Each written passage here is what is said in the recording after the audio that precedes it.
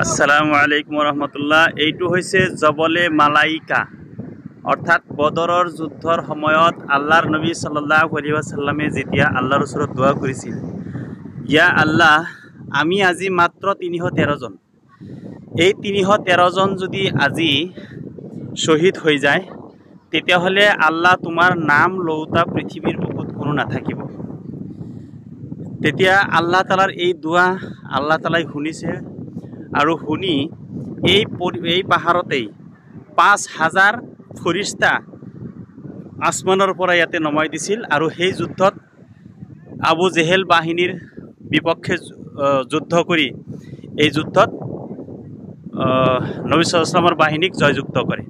এইটো হৈছে সেই জবলে মালাইকা, অৰ্থাৎ মালাইকা শব্দৰ অৰ্থ হৈছে ফৰিস্তা আৰু জবল মানে হৈছে পাহাৰ। আপোনালোকে চাওক, একেবাৰে বালা, একদম চাওক, এই বালাৰ পাহাৰ। আচলতে বালু এনেকৈ পাহাৰ হৈ থকাটো এইটো এটা আচৰিত কথা। এতিয়া চাওক, মই যথেষ্টখিনি ওপৰত উঠিলোঁ। এয়া আমাৰ মৌলানা চাহাব ৰূপহী, নগাঁও জিলাৰ। আলহামদুলিল্লাহ, আমি এতিয়া বদৰৰ ময়দানত যিখন পাহাৰ জবলে মালাইকা, অৰ্থাৎ ফিৰিস্তাৰ পাহাৰ, যিখন পাহাৰত ফিৰিস্তা অৱতৰণ কৰিছিল আল্লাহ নবী সাল্লাল্লাহু আলাইহি ওয়াসাল্লাম দোৱা কৰাৰ পিছত ডাইৰেক্ট জিব্ৰাইল আমিন সহ ৫,০০০ ফিৰিস্তাৰ এটা জমাত, এটা বাহিনী ইয়াত উপস্থিত হৈছিল আৰু সাহাবাসকলক নবী কৰীম সাল্লাল্লাহু আলাইহি ওয়াসাল্লামক সাহায্য কৰিছিল। আলহামদুলিল্লাহ, সেইখন পাহাৰ আমি দেখা পালোঁ। আলহামদুলিল্লাহ।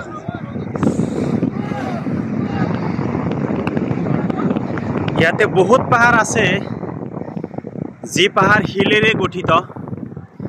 এয়া চাৰিওফালে যি পাহাৰ আপোনালোকে দেখা পাইছে, এইবিলাক শিলৰ পাহাৰ, কিন্তু এইখন পাহাৰ হৈছে বালুৰ পাহাৰ, কেৱল বালা আৰু বালা।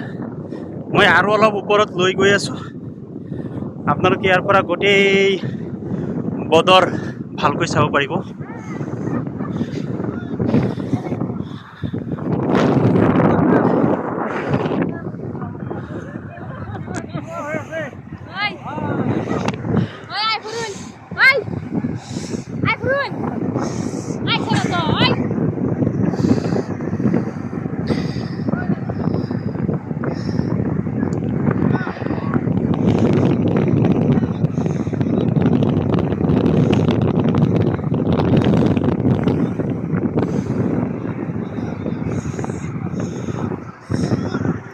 এই আমাৰ সাথীবেলা একেবাৰে চূড়াত উঠিছে গৈ, এইটা আমাৰ সাথী।